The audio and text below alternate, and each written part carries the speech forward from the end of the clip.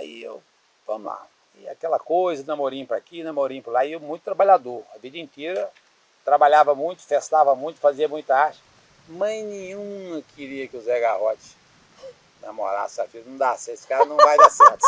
Esse cara não vai dar certo. Não era bom partido, não. Esse cara não é bom partido. Tem dó da Dona Maria. Tem dó da sua... Quando eu passo perto de fazer errou, né? Errou, né? Errou, né, danado?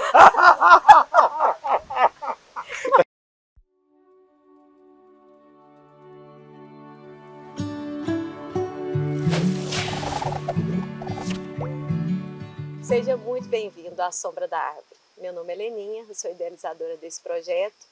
Eu gosto de falar que eu sou várias coisas, aqui é uma das minhas identidades, aquela coisa meio Batman e a personalidade dele normal e o Batman, que eu sou meio Batman, mas é um projeto que eu sou apaixonada e que, primeiro de tudo, eu aprendo com quem senta aqui do lado.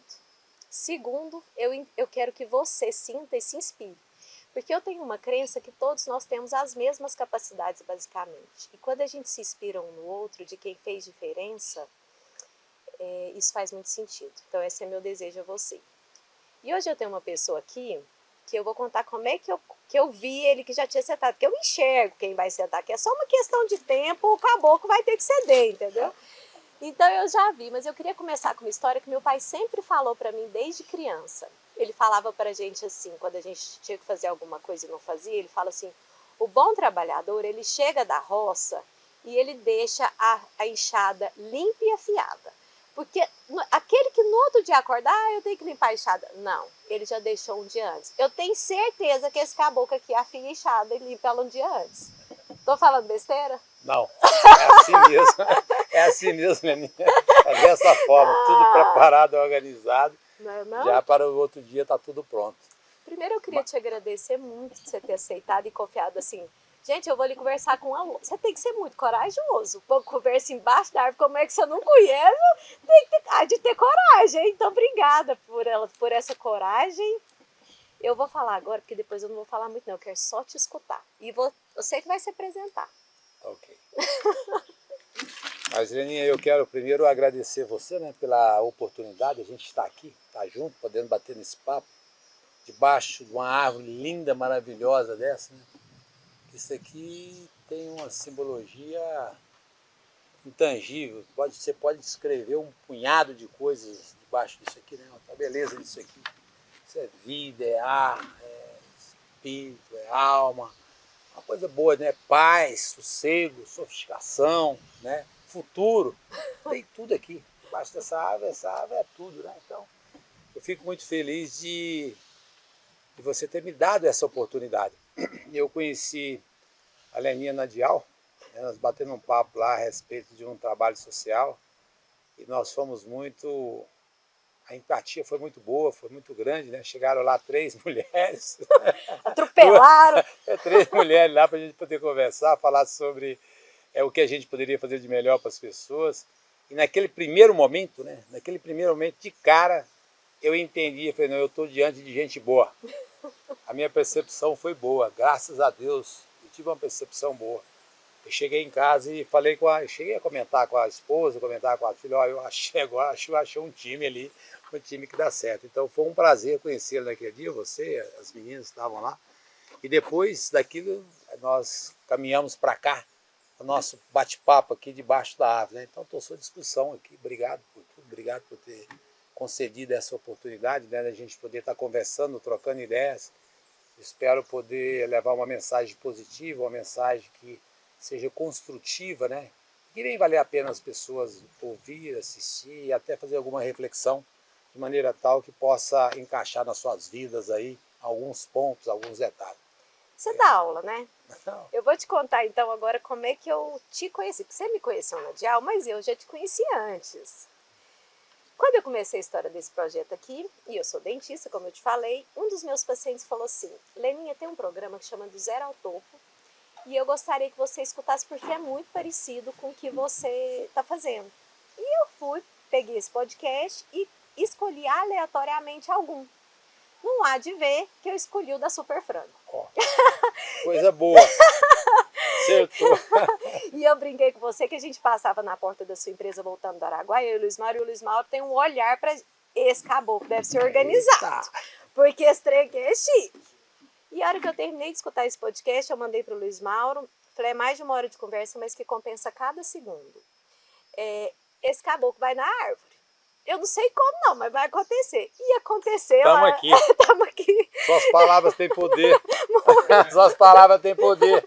Estamos aqui. Mas o que eu queria te dizer, que a sua história, então, gente, vai lá no Zero ao Topo, escuta, porque é muito bacana, porque aquela história lá eu escutei, e eu vou fazer igual aqueles filmes antigos, que quando o detetive vai conversar com o assassino, assim, e por trás da janela tem os outros enxergando, assim, o assassino só tá vendo o detetive.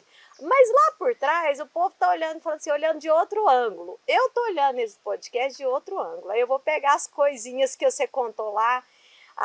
Eu fiquei pensando, coitada da Flávia, né? Cada vez que você falou assim, ô Flávia, não. A Flávia é a maior parceira que existe no planeta, né? Mas eu queria que você começasse. Boa parceira, graças a Deus. Nossa Senhora, eu falei, Deus me abençoou com uma mulher paciente, tolerante, inteligente, sábia. A hora que você falava assim, ô Flávio, eu falei, nossa Senhora, mas acho que você passou dessa fase. Sei não. Sei não. Oh, meu Deus do céu. Mas acho que aquela daquele ponto, grau. Né? Daquele grau lá passou. E aí eu queria que você contasse dessa sua origem. Eu vi uma presença de um pai que foi muito importante.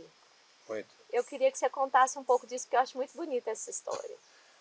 Na verdade é o seguinte, muito obrigado, né? Eu fico feliz de você ter gostado do podcast. O podcast eu não acreditei muito nele, né? Eu fui convidado pelo pessoal da XP. Zé, você tem que fazer um podcast aqui para nós. E eu tenho uma relação próxima com o pessoal lá. E aí eu fiquei pensando, né, se eu deveria falar ou não. E terminou que o podcast realmente fez um efeito positivo, né? Aquilo que eu acabava de dizer para você aqui antes da nossa gravação, né? A preocupação de fazer alguma coisa que seja importante para as outras pessoas. Mas por isso que eu falo que essa árvore ela tem muita simbologia, porque aqui você está inspirando meio ambiente, você está inspirando fazenda, você acabou de falar da simplicidade. A simplicidade ela é muito sofisticada, né? Quanto mais simples, melhor, né? Tudo quanto... E foi assim, dessa forma, que nós aprendemos a viver. A nossa origem é uma origem de família muito pobre. Né? Meu pai é de origem de 10 irmãos. A minha mãe ela tem 15 irmãos.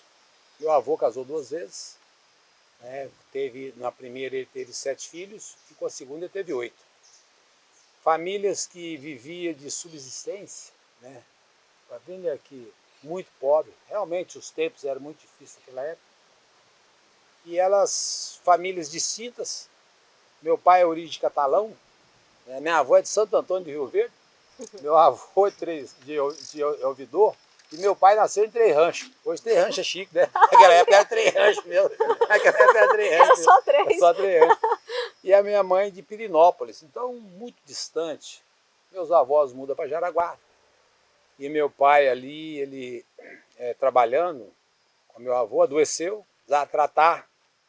foi tratar em uma farmácia, né? Chegou lá, a farmacêutica, ó, esse menino tem que ficar aqui pelo menos uns 90 dias, não tem como ele voltar. Meu avô deixa ele lá, né? E passa um turco lá, que era o Paulo Sade, que muita gente conhece lá de Goiás Velho, né? Tinha uma farmácia ali no Coreto. Ali. O Paulo foi atendido por ele, nesses 90 dias ele começou a trabalhar, um garoto de 9 anos. Esse menino é muito interessante, eu vou levar esse menino para mim. Nossa, simples assim. Simples assim. Aí a dona, mas por quê? Não, lá eu vou tratar, tem mais recursos para ele, eu vou formar esse menino, eu digo pro pai dele passar aqui, você fala que ele está comigo. E levou o menino. Meu avô chega, cadê o Manuel? Não, o Manuel passou um turco aqui, chama Paulo Sade, levou ele para Goiás, mas lá vai ter mais futuro, vai ser melhor. Então tá, o ano que vem eu vou buscar. Nossa Senhora. Aí você imagina. Se fosse hoje. Se fosse hoje. Né? Tá cadeia. Tá cadeia. Minha mãe, por outro lado, minha avó falece. O que meu avô faz? Dá um filho para cada compadre, para cada comadre, para cada tia, que era assim na época, era o modelo da época. né? Criou. E a mamãe foi criada por uma tia nossa, né? Começou tia Diná, depois chegou a Liana, Boga Liana. E ela passeando em Goiás, já adulto, já tinha passado alguns anos, encontra meu pai. No primeiro encontro, já se apaixona. No segundo encontro fica noivo e no terceiro já casa. Ai, mas foi bom demais. Foi rápido, né? Ligeiro. Por isso que seu sobrenome é como é que é rápido, o sobrenome é ligeiro. Entendeu? E é claro que isso tem um espaço de tempo. Papai é muito responsável, vindo de uma família simples, porém mais forjada no caráter, no trabalho, na honestidade. Era o líder já da farmácia do Paulo Sade daquela época. E ele falou, o Paulo falou assim, agora vou montar uma farmácia para você. Ele falou, menos Goiás, porque Goiás ele ia ser concorrente do Paulo. Nossa. E ele que era, ele falou, menos Goiás. Qualquer lugar que você quiser montar para mim, monta para ele uma farmácia em Novo Brasil. Novo Brasil hoje tem 3 mil habitantes, agora você imagina em 1954. Tinha 30. E ninguém. Monta uma farmácia em Novo Brasil. Mamãe fica grávida de mim em Novo Brasil. E eu vim nascer em Goiás Velho, sou vilaboense. E sou afilhado de Paulo Sade e Carmelita. Eles que me criaram. Meus primeiros 6 meses de leite, foi eles que deram, sustentaram. Foram meus padrinhos, né? Moramos no Brasil até 60 e mudamos para Itaberaí em 60. Eu estou em Itaberaí até hoje. Então, a origem nossa, da minha família, é de uma família que veio da roça, que trabalhava de subsistência, né?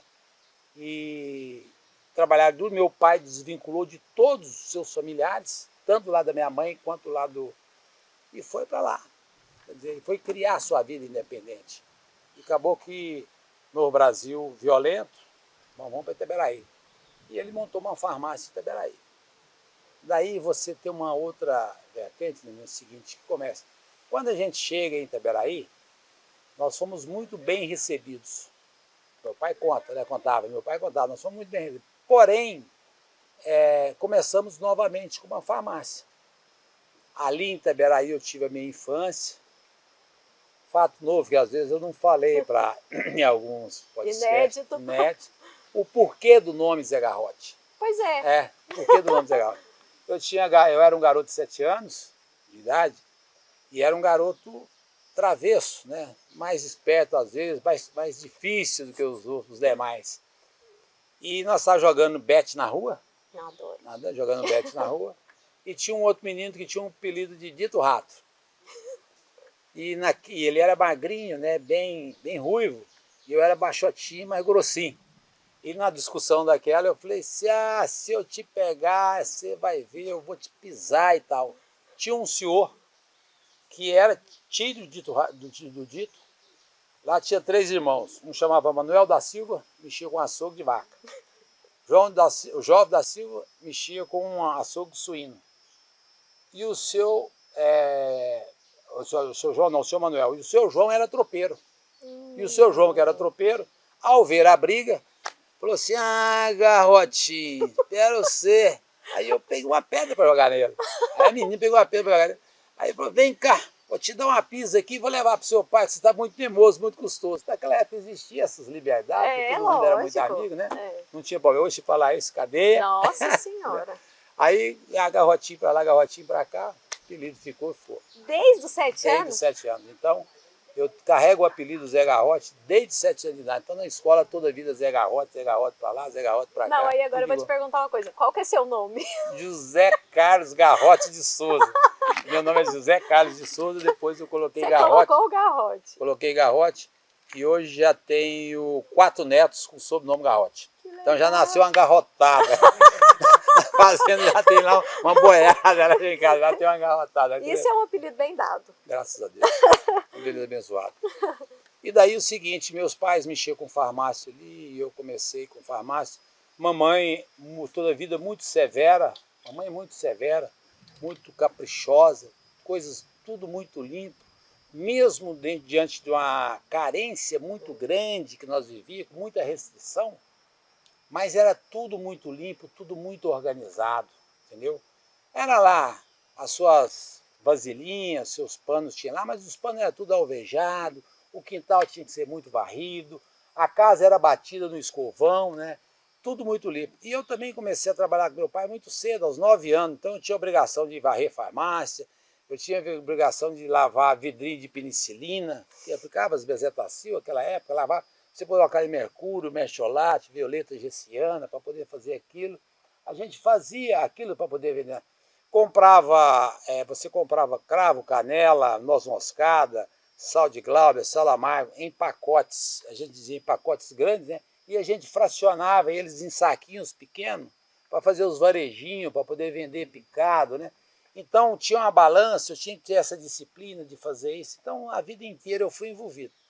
Mas eu acho que o que me ensinou muito foi o balcão.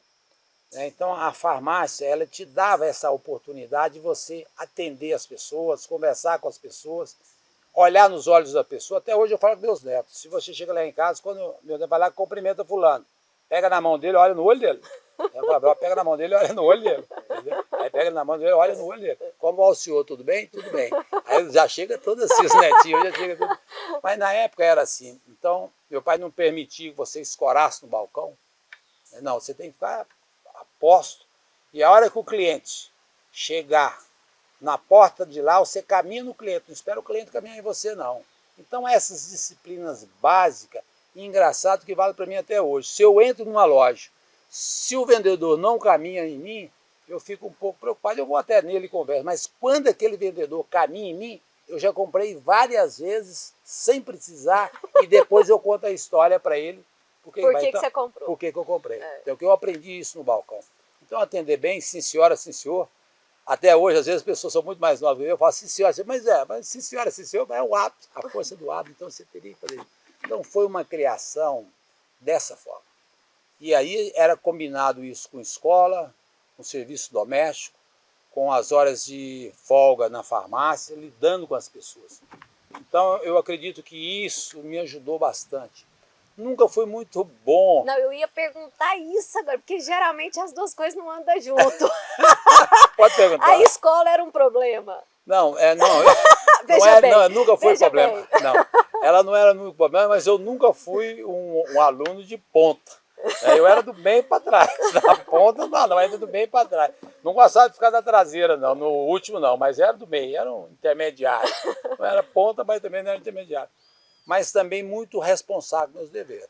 Não deixava nunca a repetir de ano.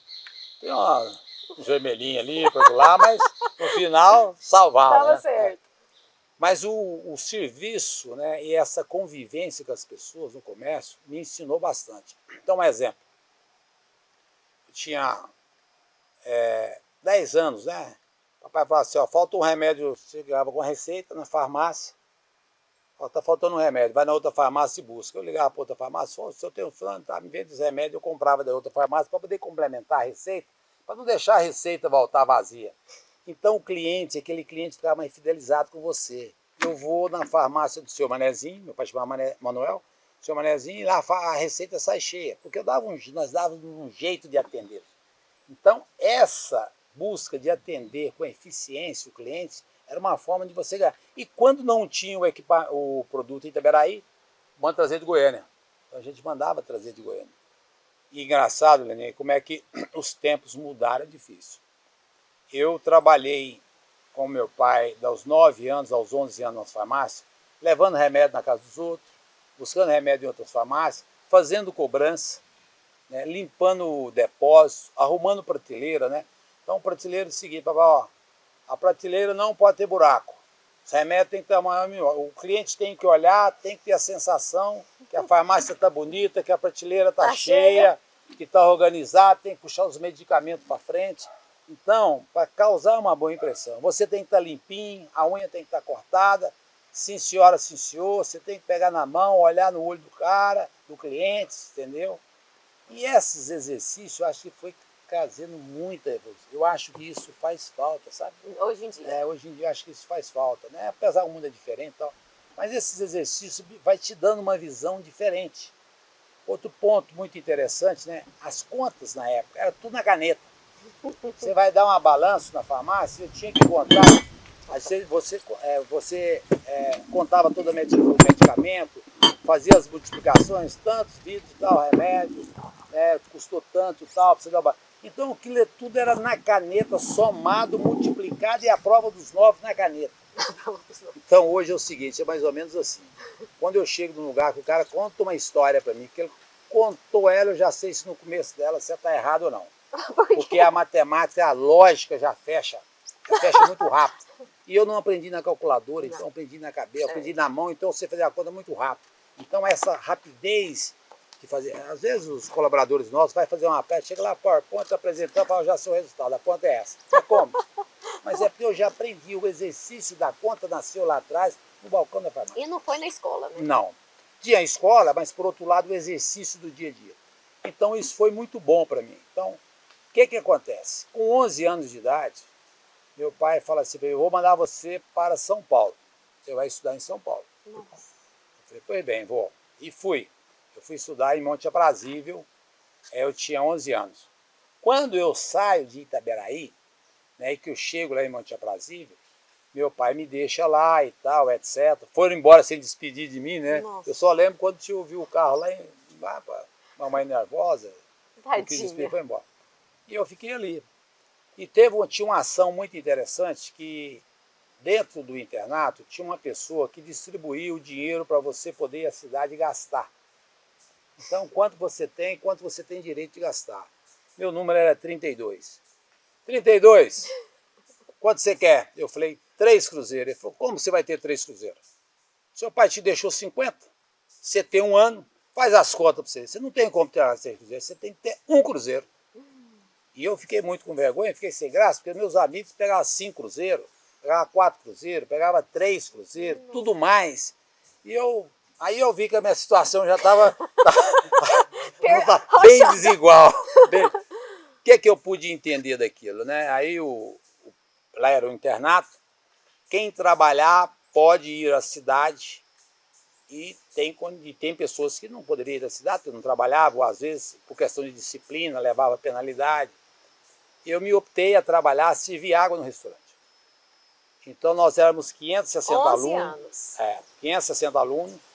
Eu arrumava os garrafões de água, botava água para gelar e servia todas as mesas. Então eu botava o garrafão, tirava o garrafão, lavava os garrafões, enchia de água, botava para gelar, almoço e janta. Daí eu tinha o direito de ir à cidade.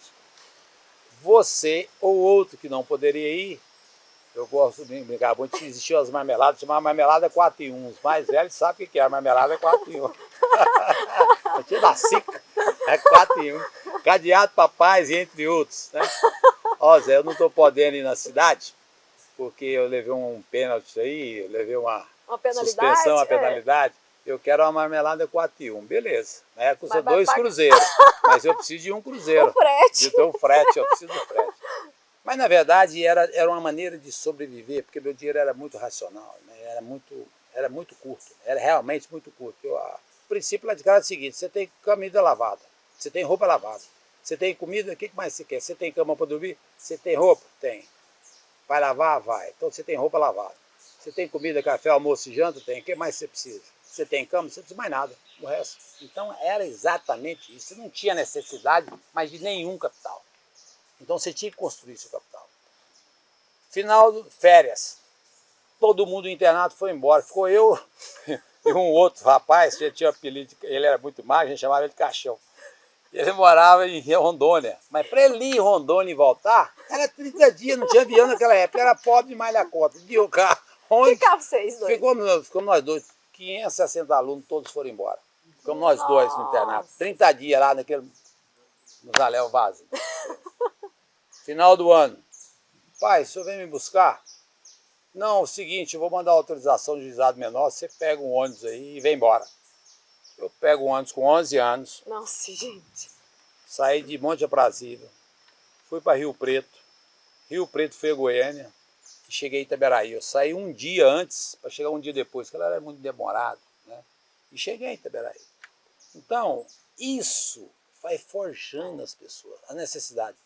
Eu tive uma fala com o Fernando da Saga, ele dizendo com ele, Fernando Maia, ele falou, olha, a carência é melhor do que a abundância.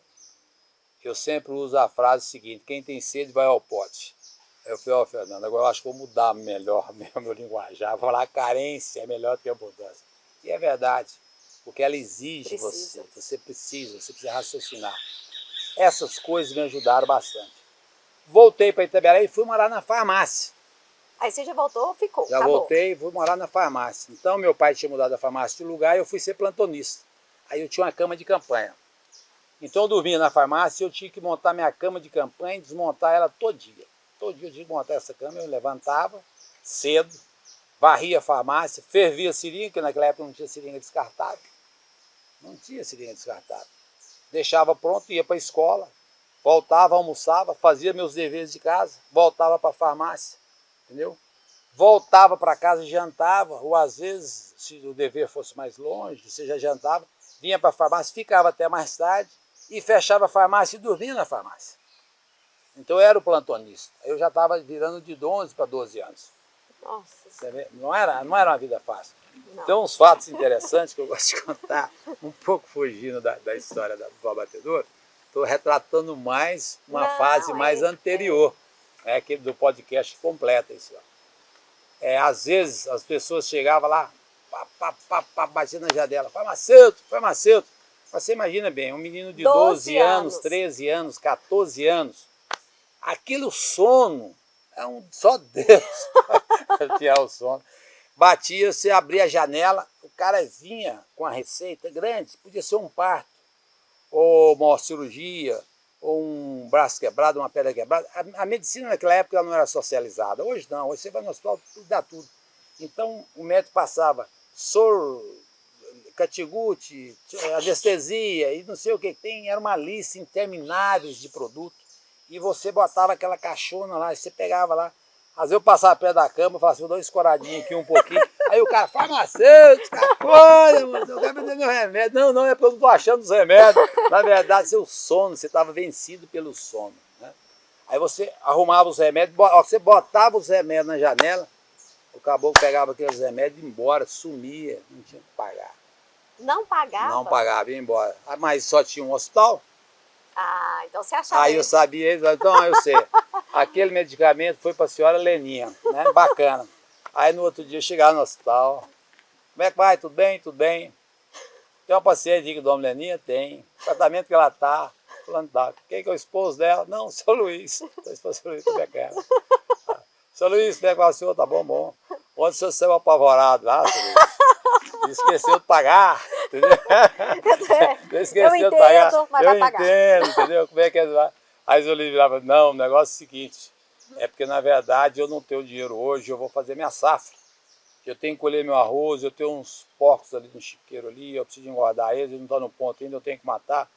Mas eu moro lá perto do Gongomé, você pega a estrada tal, passa a porteira, aí o GPS, né? Porteira direita, Bataburra esquerda e tal, tantos quilômetros de chão. Quando for mês de maio, eu venho te pagar. E assim era. E Você você ia lá e recebia. E lá guardava. E no mês de maio, seu Luiz lá e pagava certinho, não existia cano, não. O pessoal pagava direitinho. Entendeu? Então, eu fui forjado nisso. Vim para poder estudar. Goiânia, segunda etapa. Aí, meu pai, você vai para Estados Unidos? Vou. Faltando 15 dias para ir para os Estados Unidos. Gente, vai ser o pai, hein? Era que sou. Nossa Senhora. Para os Estados Unidos estudar, eu falei, vou. Faltando 15 dias para os Estados Unidos, eu falei, pai, vou não, vamos negociar aqui.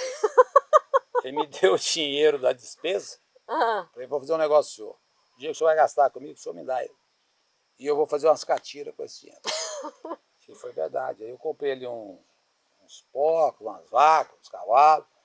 E não fui para os Estados Unidos, troquei. Ele me deixou, tá bom. Aí quando, mais tarde, e a minha vida aí, ela foi complicando um pouco, porque os 13, 14, 15 anos era difícil. A Flávia já existia na minha vida. A Santa Flávia. A Santa Flávia estava lá. A Flávia toda a vida teve existido na minha vida. Toda a vida estava lá. Estudava junto, pensamos junto, primário junto, colegial mesmo? Junto. Eu sempre um ano na frente dela. A vida inteira nós fomos juntos, criados juntos.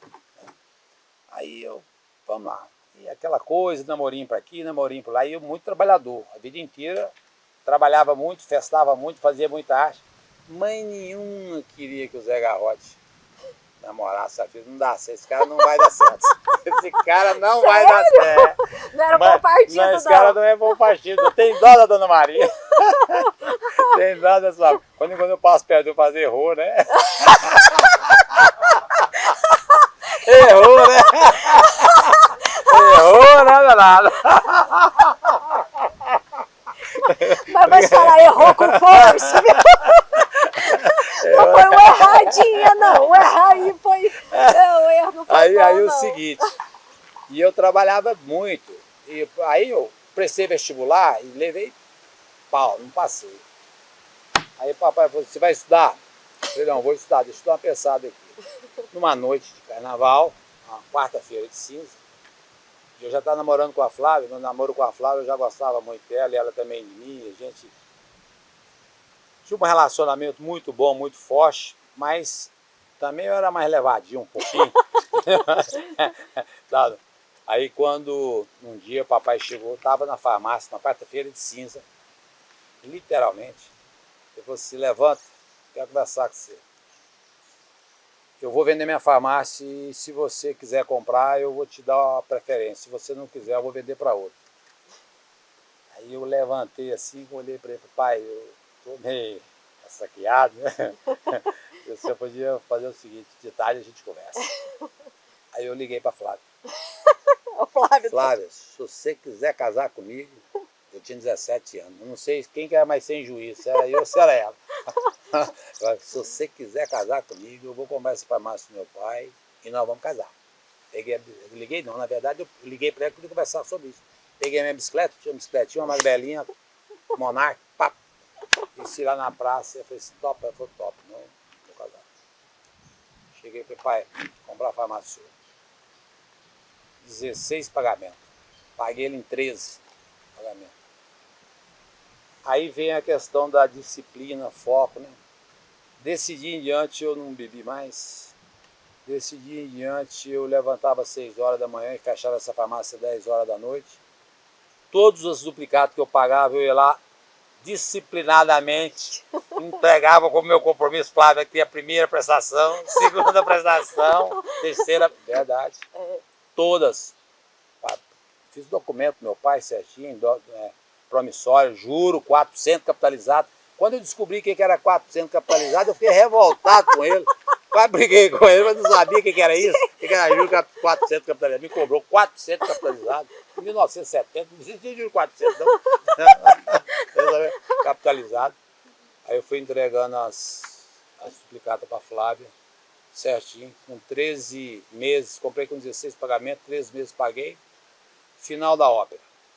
Quando eu fui casar, eu estava com 21 anos, que eu casei. Eu tinha 2 drogarias, Itaberaí era 4, eu tinha 2. Eu tinha um campo de semente de 75 hectares de arroz, que eu fiz, o governo, o Alex Paulinelli, queria dar um impacto na agricultura, fazendo sementes selecionadas, só financiado se tiver semente selecionada. Aí eu fiz esse campo de semente, numa dessas caronas que eu vim para namorar com ela em Goiânia, eu encontrei com um cara, batendo o dedo na... A gente pedia carona naquela época, vinha Itaberaí de carona. Aí eu falei, rapaz, tô querendo casar e precisava melhorar de vida. Ele falou, planta semente selecionada? Eu falei, mas planta, eu nem sabia o que era aquilo, não. Vai lá na Secretaria da Agricultura, lá e tem as usinas de beneficiamento de semente, que hoje ali no Parque Laranjeira, ali, onde tem um órgão do governo ali. Vai lá e arruma lá. E eu fiz isso, ganhei muito dinheiro com isso. Foi a minha primeira inserção no agronegócio, né? Fiz esse campo de semente, depois tinha esse campo de semente, tinha 150 garrotes já, e tinha minha Brasília. E a minha casa pronta. A fama lá em Itaberaí já estava começando a mudar. Já tinha mudado. Aí, então, dos 17 aos 21 anos, eu consegui minha casa, consegui 2 drogarias, consegui 150 garrotes e tinha meu carro. Então, eu era um menino muito próspero, né? Muito trabalhador. Trabalhava demais. Cedo, domingo não tinha plantão, não existia plantão. Então, ninguém queria fazer plantão, eu trabalhava direto, entendeu? Abria cedo, fechava de tarde, segurei, paguei minhas contas, tudo muito organizado e tudo muito conversado, né, certinho, organizadinho. Estou feliz. Imagina um menino feliz. Estou em Itaberaí, na minha casa nova, uma casa de 240 metros quadrados, um apartamento naquela época. Quando eu morava na farmácia, eu não tinha banheiro dentro da farmácia. Se eu precisava de alguma coisa, eu tinha que sair, tinha que ir no outro baldinho do outro lado. Você imagina? E aí eu caso e tem um apartamento, naquela gente falava apartamento, que é banheiro dentro do quarto, eu falava assim, eu tenho um apartamento, é o linguajar usado naquela época. Eu saí da minha cama de campanha para vestir meu terno de casar. Eu dormi na minha cama de campanha até no dia do casar. A minha casa ainda não estava pronta, eu fui morar com o seu Salvador Vieira, portanto, São Salvador, que era o avô da Flávia. A minha casa não ficou pronta no dia do casamento. Entendeu? Aí, quando eu casei, eu estou tranquilo, feliz, né? A minha cabeça era o quê? Mexer com o ramo de distribuição de medicamentos. Né? Fazer uma empresa que eu aprendi a fazer mercúrio, mercholate, na farmácia, em paracetona, essas coisas. Então eu queria caminhar nesse sentido. Então eu estava focado, vou ser um grande distribuidor de medicamentos. Vi o laboratório Alextar, vi o laboratório Cruzeiro aqui, outros laboratórios, Panarello, Rei Drogas, né, seu Raul, seu Saulo, na época, eu conheci eles todos, né, o Dudu da distribuidora Ferreira. Eu falei, eu quero ser esses caras, eu quero ser um grande. Eu não conformava de ficar com farmácia, eu achava muito pouco o varejo. Eu queria um negócio maior, de caminhão, de vender de atacado, era isso. Estou feliz, de repente, aí começa a história do podcast. Né? Seu Carlos, meu sogro, tem minha esposa e um filho. Se existia um homem apaixonado na família e possessivo, era ele. Ele comprava tudo, ele comprava as coisas de casa, tudo era ele, dava tudo na mão, ele que ia buscar o boletim dos meninos na escola, ele que levava os filhos na escola, era um negócio de doido. Um amor por esses filhos que um tem fora do comum. O menino mais novo, que era meu cunhado, Carlinhos, vai fazer uma cirurgia de ouvido, dá uma parada cardíaca e entra em coma. Ficou 34 anos e meio tetraplégico na cama. Nossa. Arrasou com a família. O menino preparando para o vestibular. Naquela época tinha um Puma, carro Puma conversível. O pai tinha comprado um Puma. Estava guardado o Puma, esperando ele fazer os 18 anos. Ele ia fazer os 18 anos, ele adoeceu 7 dias antes de fazer os 18 anos. Não viu o carro, não recebeu nem nada. Você deu um Puma naquela época, sei lá, hoje quase um Rolls Royce, um Mercedes-Benz. Né? O pai, a possessão que era, um menino extremamente educado, disciplinado, estudioso, a esperança do pai dele. Né? E eu com a minha vida feliz com a Flávia. Tranquilo, no medicamento. No medicamento. Aí seu Carlos, diante daquele quadro dele todo, da situação dele, ele fala, Zé, você podia me ajudar. Entendeu? O Carlinhos adoeceu, eu preciso tocar meus negócios. E como é que você faz? Eu não tive dúvida. Eu chamei a Flávia e falei, Flávia, ele me deu 3 barracões de frango. Um barracão de 2.400 frangos, um de 4.600 frangos e outro de 5.500 frangos. Então esses 2 menores eu abatia no mês, com o frangó aqui, e os 5.500 eu batia em outro mês. E ele tinha mais 5 aviários lá de 6.000 frangos. E a gente comprava ração em Araraquara. Entendeu? Trazia pintinho de Uberlândia. Aí eu falei, nossa senhora, minha vida toda desenhada, pronta. Falei, Flávio, vou fazer o seguinte, vamos vender esses negócios tudo aqui, vamos botar em frango seu pai e nós vamos viver feliz, nós vamos dar bem no futuro. Ele falou, mas como assim? Eu tinha acabado de mudar para minha casa, faqueira, televisão, geladeira, telefone, tudo arrumadinho, a casa arrumada. Porque quando eu casei, a minha casa não ficou pronta, eu morei com o seu Salvador. Portanto, hoje SSA é São Salvador Alimentos, em homenagem ao avô dela, chamava Salvador. Eu disse para ela falou, mas como? Eu falei, vou vender tudo. Apareceu um suíço aqui, ele quer comprar uma casa de porteira fechada. Vendendo tudo, com roupa de cama, com tudo. Só tirei a roupa do corpo, eu e ela. Falei, vamos morar na casa do seu pai. Porque o pai dela mudou para Goiânia para tratar do menino. Vocês ficavam lá. E eu vou morar na casa do seu pai. Agora você imagina bem, você vender só as coisas. Mudar para casa do sul. Pegar o seu capital, vender as farmácias. Passei o campo de semente para frente. Peguei esses garrotes e levei para a fazenda do meu sogro. Entendeu? E gastei meu dia tudo a fazenda do sogro. Se essa mulher larga de mim, eu tava frito. Então não tinha condição. Tava zero. Como é que você faz um negócio desse? Você vai calcariar, desmatar, construir na fazenda que não é sua, rapaz, né? Não ouvi isso milhares e milhares de vezes. Você é louco. É doido, você é doido. Não, mas eu não vou largar dela, ela não vai largar de mim.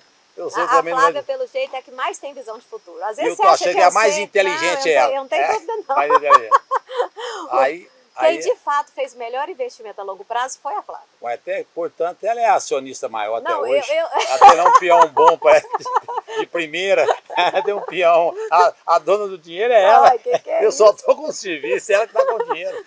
Espertíssima. É. Na verdade, eu acho que eu tinha que ter chamado a Flávia. Pois é. Nossa senhora, não tem que chamar a Flávia. Bebe água aí que você conversa. Eu tô tentando falar aqui, mas é porque a história tá tão boa. Não, mas você pode interromper. Não, Eu não vou falando aqui, eu vou medrado. Não, eu queria voltar num lugarzinho que você falou que me chamou muita atenção. E assim, eu tenho filhos novos, né? E a gente fica sempre vivendo o que a gente está vivendo, assim, né? A dor que toca a gente, o que você me fala me pega no que eu estou vivendo no momento. E aí, esse negócio do filho é muito interessante. Seu pai foi uma pessoa, o Luiz Mauro vai lembrar dessa história quando a gente era criança. Tinha uma coisa na escola que quando um brigava com o outro, eu só era assistente, tá? Eu não participava disso, não. Um brigava com o outro, eles começavam a brigar e eu entrava assim, punha a mão assim, cospe aqui se você for homem. E então eu ficava assim, cospe aqui, cospe aqui. Então a gente ficava atiçando. E eu acho que gente como você, parece que tem uma pessoa lá por dentro mesmo que fala assim, duvido que você cospe. Eu acho que gente como você tem isso interno, entendeu? Quando não tem, teve seu pai, né? Que essas posturas do seu pai, rígidas, dos 4% e tudo mais, é um duvido que você faz isso.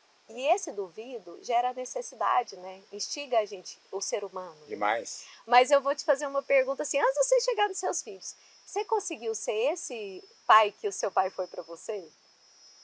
Não, da mesma forma não. A gente, na verdade, eu já fui um pai um pouco melhor, não vou dizer melhor, é um pai diferente, de perfil diferente, porque as minhas necessidades eram muito grandes. A minha vontade era vontade demais, então eu já fui um pouco mais aberto com meus meninos. Mas eu nunca fui muito liberal, não. Deus me deu um negócio importante, delegar e confiar. Você consegue? Consigo. É difícil uma pessoa que consegue delegar e confiar como eu. É muito difícil. E uma das coisas, se você me perguntar assim, como é que você chegou até aqui? Eu vou dizer para você 3 coisas importantes, né? Eu sempre gosto de falar isso, hoje em dia, não era da época. Mas toda a vida eu tive muita fé em Deus, eu fui muito temente. Sempre tem uma luzinha vermelha na frente. Sempre, dá, não dá, amarela acende, dá, não dá. Então fui temente. Outra coisa que eu sempre aprendi, que meus pais eram muito rigorosos, com quem que você anda, né? As pessoas. Né? Aquele ditado antigo, né? Indica quem tu anda, direi quem tu és. Então, quem que você está? Quem que você está misturado? Quem que é? Né? Entendeu? Então, eu acho que esses pontos aqui, esses princípios, e você forjar dentro da verdade, do caráter de necessidade, na farmácia, no comércio, você tinha que falar a verdade, conversar, tratar as pessoas, tratar as pessoas bem. Isso foi dando uma visão para você diferente. Quando eu pego os meninos hoje, vamos supor, no caso, meus filhos, né, que conduz. Vou te dar um exemplo aqui. A minha neta chegou antes de ontem dos Estados Unidos. Tem 15 anos. As minhas filhas, que é a Ana Flávia, que é mãe dessa neta que chegou, ela foi para Cambridge, né, em Londres, 15 anos. Fala, Zé, você é doido. Não, eu sou doido, não. Quando eu lembro do exemplo que meu pai me deu lá, me levou nos Estados Unidos, que eu tive que me sobreviver, que eu tive que dar um jeito, esses meninos têm que sair da barra da saia da gente para poder ter uma liberdade lá fora, dar umas cabeçadinhas, ter umas dificuldades.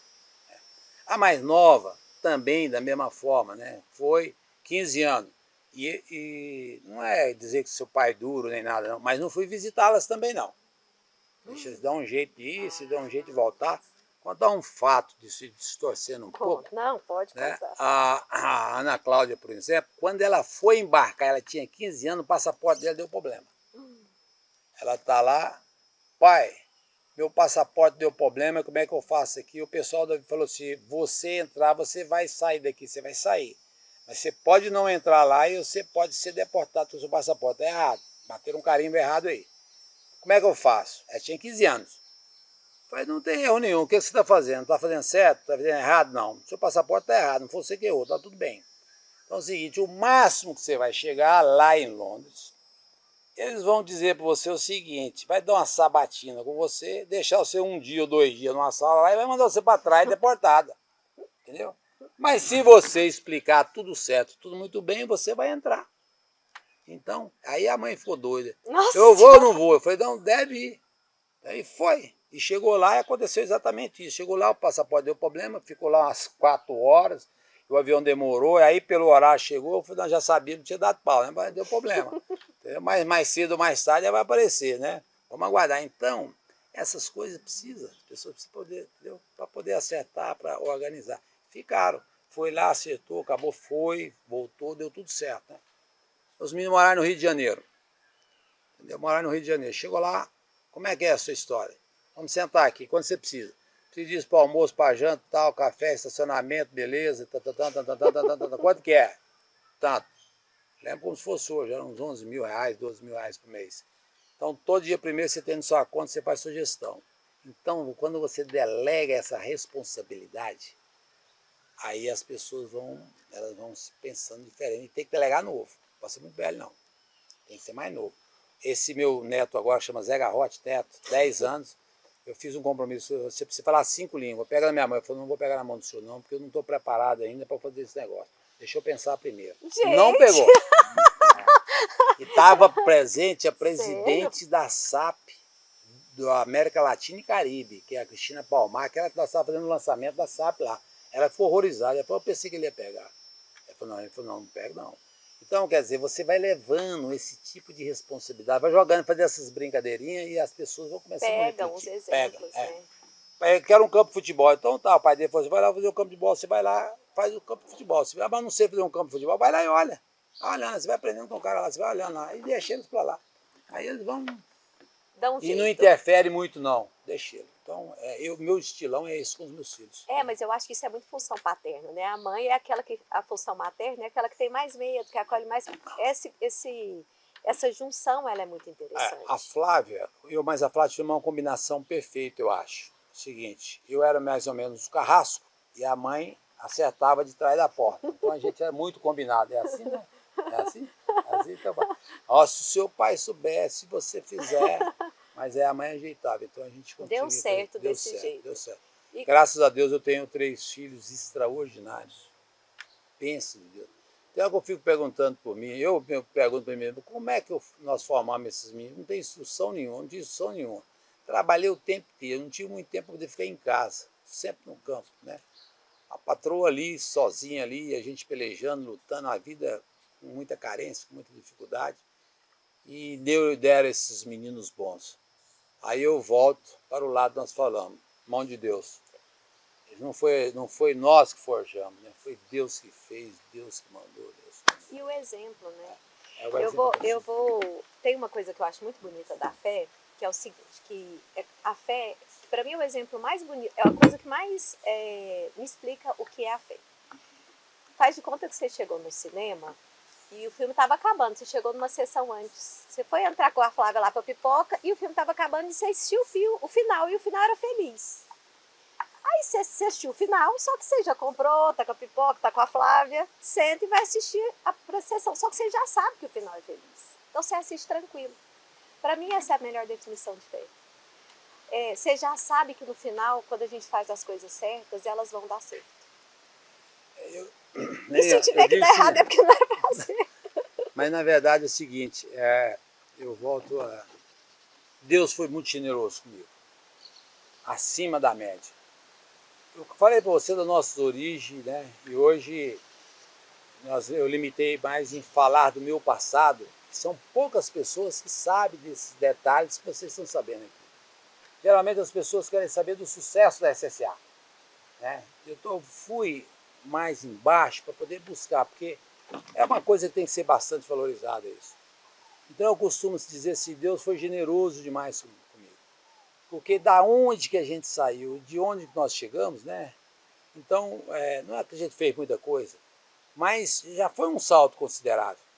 Então, e ter uma família estruturada, Se fosse para você viver bem. Eu tenho 44 anos de casado. Eu casei com 21 anos. A Flávia tinha 19 anos. Eu tenho filha de 42 anos. Eu tenho neta de 16 anos, fez antes de ontem. Não cumprimentei ela nem ontem, nem hoje, que eu vim cedo para cá, estava no meu prazo ainda. Hoje à noite eu vou ver ela, entendeu? Comentei pelo telefone. Então, quando você consegue criar isso, você falou uma palavra muito importante, que exemplo. Tem duas coisas importantes na família. A gente brinca. O que é que junta a família? Panela. Panela junta a família. Concorda? Panela junta a família. Lá em casa, nós almoçamos e jantamos. Até agora não, de uns 2 anos para cá não. Mas durante esses últimos 10, 15 anos, todo mundo almoça junto, todo mundo. E os meninos, os netos, os filhos, vê todos os dias pessoas sentadas à mesa. O Kleber, que é seu amigo, pode retratar isso melhor, né? Ele é um dos ouvintes. As conversas, seriedade. Então, os exemplos são vistos toda hora. E às vezes, quando você chega uma pessoa, trata, conversa, e aí, o que foi? Não, é porque o seu avô está negociando com ele aqui, mas não deu certo, esse não dá certo, esse vai dar certo, não deu certo, mas tem que pensar como é que vai falar. Então, essas brincadeiras, não é umas brincadeiras, são coisas sérias que você vai pontuando devagar na cabeça das crianças e tal, ele vai virar hábito. Ele vai virando, ele vai aprendendo e vai vendo o exemplo. Né? Concluo. Um exemplo, vamos supor, eu tenho muito cuidado com isso, né? Vamos supor, bateu na porta da sua casa, Zé Garrote, tem um fulano aí que está te chamando. Não, fala para ele que eu não estou aqui. Não faça desse jeito. Nem. Eu já dei um exemplo da mentira, não dá certo. Fala para ele que eu estou aqui, mas que eu não posso atender, que ele volta depois. Então é a forma de você explicar. Então você tem que ter o cuidado, esses detalhezinhos do dia a dia, a gente tem que ter muito cuidado. Ô Zé Garrote, tem uma moça lá que fica... Moça, a moça sou eu. Fica te chamando lá pro negócio da árvore. Ai, gente, eu tô tentando, mas não vai ter jeito, então eu vou ter que ir lá. Mas eu queria te falar uma coisa. O seu sucesso, como você falou, assim, que vocês construíram, hoje é uma coisa pública e notória, né? Como eu brinquei, eu te cortei quando você entrou na história do frango, a gente foi para outro caminho, mas é porque, de fato, isso hoje não é uma dúvida. E como você falou, o que eu mais gosto, eu acho que todo mundo quer saber, são esses detalhes, assim, não é a foto de hoje, é o filme que você passou, né? Que não foi fácil, porque você não me contou nada que foi brincadeira até agora. E tem uma coisa que eu queria te perguntar, que você tem uma líder, hoje você é um líder muito forte, né? Você tem uma postura de líder, igual você falou do seu pai, e você também tem essa postura. E eu tenho um lá em casa, que eu também, um líder forte também, que assim, é tipo a Flávia, entendeu? A gente fez um investimento bom a longo prazo, né? E ele é uma pessoa que eu vou falar de mim, ele tá ali nos assistindo, eu nem posso olhar muito para lá para não ficar emocionada, e tem a mãe dele que é muito responsável por essa criação, que também é uma líder, a história dela é muito bonita, que eu brinco assim, se eu escoro nele nas horas que eu tô, e ele aguenta, assim, sabe? É muito bom ter esse lugar que eu escoro e que ele aguenta. Só que eu fico pensando muito nesses líderes, aí eu vou fazer uma piadinha, tipo assim, greve de caminhoneiro, que você falou que foi um momento muito complicado, que todo mundo desesperou, eu tenho certeza que todo mundo olhava para você e aí se o Zé bambear, nós estamos ferrados. Então o líder precisa de estar firme. Uma vez eu estava no avião com meu filho, verdade. Escuta essa, e começou uma turbulência, e eu não gosto, quem gosta, né? E eu fiquei com medo. E aí meu filho Dudu era pequenininho, olhou para mim e falou assim, mãe, tá tudo certo, isso é super normal, mas por dentro eu tava morrendo de medo. Então o líder tem isso. Só que eu fico pensando assim, e a hora que o líder dá um medo? Por exemplo, quem que é um bálsamo que te consola? Ou você fala, não, Leninha, sou eu mesmo. Não, o líder não pode ter medo, não. Você não escora, não? Não teve nenhum dia que você falou assim, gente, agora o trem foi feio. Você tem todas as dificuldades, né? O que você tem que alimentar é em Deus. Por isso que eu digo é Deus, né? Você tem que alimentar em Deus. E você tem que assumir o seu papel, né? Eu acho que, vamos supor, você está falando da greve dos caminhoneiros, foi um exemplo que agora mesmo o pessoal do BTG Pactual foi do BTG mesmo, me convidou para mim poder falar exatamente só sobre como nós comportamos, como é que foi a liderança nossa na greve dos caminhoneiros. Não faltou frango para mim nenhum dia, não faltou ração nenhum dia, não faltou ingrediente nenhum dia. Mas nós tivemos cada ações que foi um negócio de cinema, dar um filme de tão bonito. Talvez foi uma das experiências com maturidade, né? Porque eu fiz muitas coisas no impulso, sem conhecimento, sem planejamento, e as coisas deram certo. Mas com maturidade, igual foi a greve dos caminhoneiros, eu tinha que sentar aqui outra vez com você para poder contar isso. Marcado. Você vê a beleza que foi. Não, você imagina você ter que contratar um avião ATR para poder trazer medicamento, vitaminas, para chegar aqui em Goiânia e eu distribuir isso em carro pequeno, você entendeu? Para poder chegar na minha fábrica de ração, porque não passava caminhão, passava carro. Você imaginou o que é isso? Você sair de Guarulhos, meia-noite, parecia até um negócio de cinema. O negócio era um filme aqui. Então, as ações que foram tomadas, construir estrada, construir ponte, abrir alternativa para poder os caminhões passar, e não me faltou nada. Então, quando você assume uma liderança no papel dela, o pessoal fala assim, o Zé Garrote é o seguinte, o pessoal fala assim, o Zé Garrote ele é intenso. Quando ele entra para valer e esquece o que está em volta do mundo. Então, o líder ele tem que ter isso, né? Quando você entra, você só tem um objetivo, vencer, superar, passar, não tem outro papel para poder fazer. Agora, no meio do caminho você tem o medo, você tem as suas preocupações, né? Eu não saio de casa hoje, todos os dias, sem pregar o joelho no chão e pedir a Deus, né, a liberdade, as bênçãos. Né? Aqui, né, eu sabia da nosso bate-papo aqui hoje, né? Termina que é uma responsabilidade também você levar uma informação. Né? Então, meu Deus, não dá aí o poder de levar uma mensagem que seja coerente, que seja boa, que seja construtiva. Você precisa. Então, essa obediência, eu acho que ela é fundamental. Eu acho que não existe nada. Você pode passar na placa nas nossas empresas, está escrito lá, a ti, Senhor, toda honra e toda glória. Entendeu? E outra coisa, que você pode acreditar que não, apesar que eu gosto das coisas boas, né, tenho a oportunidade, tem muitas coisas boas, mas não sou apegado em nenhum material, nada. Eu ia te fazer essa pergunta agora, Nada. Porque deixa eu te contar, a nossa conversa já tem mais de 1 hora, eu acho que a gente já acabou? Mas tá tão boa aí, ó. Eu fico aqui até o ano que vem conversando. Mas eu quero dizer assim, eu ia te perguntar isso, faz de conta que essa árvore é um portal, e que de aqui para dentro você só pode trazer uma coisa. Você tem que deixar o resto tudo lá fora. O que você traz?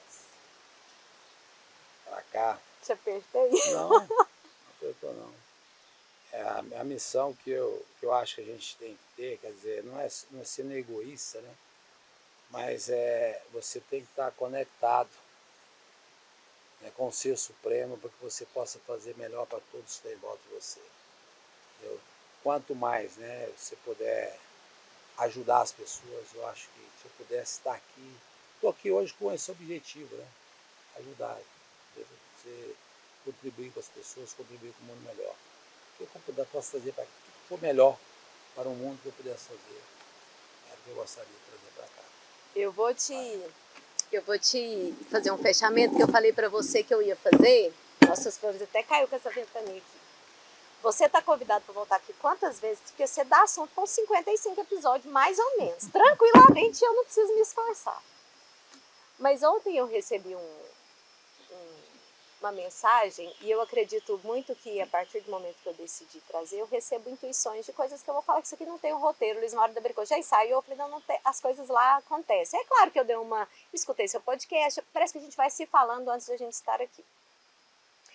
Mas ontem eu recebi um negócio, e hoje, uma hora que eu acordei umas 5, tal, saí e fui me preparar e abri uma mensagem que um amigo meu tinha me mandado. E era um vídeo da Tina Turner, que ela faleceu, acho que anteontem, se não me engano, ela dançando, e eu fiquei olhando aquela mulher e eu comecei a chorar, me emocionar. E eu fiz uma ligação com você que eu fiquei pensando assim, por que essa admiração que eu te falei? Que eu tenho uma admiração muito grande por você e por todas as pessoas que sentam aqui, por isso que elas sentam aqui. E eu olho essas pessoas, quando eu te vejo assim de cima, eu fiquei pensando, por quê? Eu fiquei me perguntando, por que essa admiração? E é pela potência, porque é uma potência, né? Uma improbabilidade. Lá em Itaberaí, você fazer um império daquele, era um improvável, né? Improvável. É improvável. Você é o improvável, né? Que deu super certo. É aquele negócio, ferrou, né? É tipo isso. Errou, né? É isso aí. Não. Então, quando eu... Obrigado, eu falo isso com humor. Não, mas todo mundo sabe, uai. Mas quando eu vi aquela mulher e eu me emocionei, eu comecei a chorar mesmo hoje de manhã, de pensar assim, o que eu admiro em você e o que eu admiro em cada pessoa que senta aqui. É quando um ser humano vive na própria pele. Ele de fato veio aqui, fez o que veio fazer, ele descobriu o que ele veio fazer aqui e aí ele é intenso. E para mim não tem nada mais bonito que isso. E o propósito desse programa é que tantas pessoas que eu acho que a maioria não encontrou isso, que elas se encontrem. Porque para mim a coisa mais bonita que tem é um ser humano que encontrou o que veio fazer aqui. E ele vive na pele e ele fica lindo. Então assim, essa energia que você tem... Você fica feliz, né? É assim, é a sua energia. Você chega antes dela, nossa, falei com o Luiz Mauro, assim, dessa reunião que a gente teve no Dial, de te ver no palco. Você chega e você enche onde você está. Então eu queria te agradecer a confiança. Deus. Não, você fez muita coisa, viu? Eu queria te agradecer a confiança por você estar aqui. Ah, obrigado. Esse aqui você dá para a Flávia, viu? Porque eu falei que eu tô fã da Flávia. Muito obrigada. Você conheceu a Ana Flávia, né? Eu conheci a Ana Flávia. Obrigado, obrigado. Obrigada por estar aqui, por confiar nessa Obrigado, loucura. viu? Obrigado. Fico feliz de estar aqui com vocês, né, bom? Mas só para poder complementar, a gente poder terminar, o ponto mais alto aqui de tudo que a gente falou, tudo é muito bom. Mas a simplicidade, a humildade, ou essa sabedoria de entender esses pontos, eu acho que isso leva a gente longe. Aprendi muito com você hoje. Como diz você, eu não fiz almoço de graça, não. Obrigado, Aninha. Obrigadão, valeu. Um abraço.